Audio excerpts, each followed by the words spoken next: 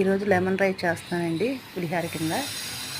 అయితే పల్లీలను పచ్చెనపప్పు, మినపప్పు, ఎండుమిరపకాయలు, ఆవాలు, పచ్చిమిరపకాయలు, కరివేపాకు, మన నిమ్మకాయలు అయితే ఒక 4 నిమ్మకాయలు అయితే కట్ చేసుకుని రసం పిండుకుని పక్కన పెట్టుకున్నాను. రసం తీసుకుని తర్వాత కడాయి పెట్టుకుని దాంట్లోనే పల్లీలు వేసుకున్నానండి. పల్లీలు వేసుకుని పచ్చెనపప్పు, మినపప్పు కూడా వేసుకున్నాను.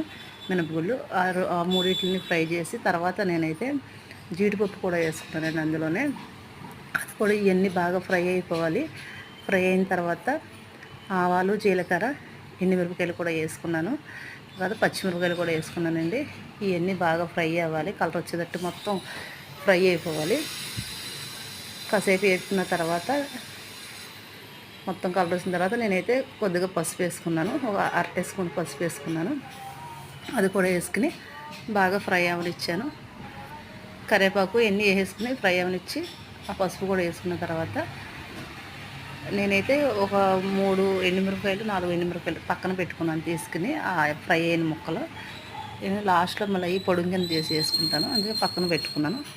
ఈ బాగా ఫ్రై అయిన తర్వాత నేను రైస్ అయితే ముందే వండి పెట్టుకున్నానండి. మా పాపకి రోజు పొద్దున్నే బాక్స్ కట్టాలి కదా, కొంచెం ఎక్స్ట్రా రైస్ అయితే వండాను ఇలా లెమన్ రైస్ చేద్దామని.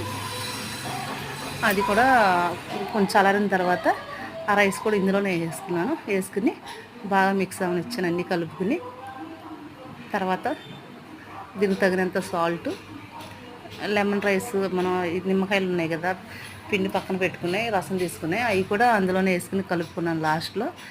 ఇవి బాగా అయిన తర్వాత నేను ఎండుమిరపకాయలు కూడా తీసుకునే ఉన్నాయండి, దాన్ని కూడా పొడుం కింద చేసుకుని కొంచెం ముక్కల కింద చేసుకుని అందులోనే కలుపుకున్నాను. కొంచెం ఘాటుగా బాగుంటుంది పులిహోర అనేది అలా చేసుకుంటే. అలా మీరు కూడా ట్రై చేయండి, పులిహోర బాగా టేస్టీగా ఉంటుంది. లెమన్ రైస్తో చేసుకున్నా బాగుంటుంది. లాస్ట్లో ఉన్న నిమ్మకాయ రసం ఉంది, అది కూడా వేసుకున్నాను. అలా మిక్స్ చేసుకుని కలుపుకుని సలార అవసరం లేదు, కొంతమంది సలార పెట్టుకుని వేసుకుంటారు. రైస్ అంతా చల్లారిన తర్వాత నేనైతే అలా పొయ్యి మీద ఉండగానే అలా వేసుకున్నాను. మొత్తం అంతా అయిపోయినాయి కదా, రైస్ కూడా వేసుకుని మొత్తం మిక్స్ చేసే కదా, ఆ రసం కూడా అలా వేసుకుని కాసేపు అటు ఇటు కదుపుకుని కొంచెం మాకు ఫ్రై అవనిచ్చాను. కాసేపు ఫ్రై అవనిచ్చిన తర్వాత ఇంకా కొత్తిమీర మర్చిపోయాను, వేద్దాం అనుకున్నా కానీ మర్చిపోయాను. ఇంకా ముందుగానే మర్చిపోయాను. తర్వాత అది తీసుకుని కూడా పొడుగుని చేసుకుని కలుపుకుని కాసేపు కలుపుకుని అటు ఇటు మిక్స్ చేసుకుని కొంచెం మగ్గనిచ్చి స్టవ్ అయితే గ్యాస్ అయితే ఆఫ్ చేసుకున్నానండి. లెమన్ రైస్ అయితే చాలా టేస్టీగా ఉంటుంది. దీంట్లో క్యారెట్ అయినా మన ఇష్టం ఏదైనా కలుపుకోవచ్చు.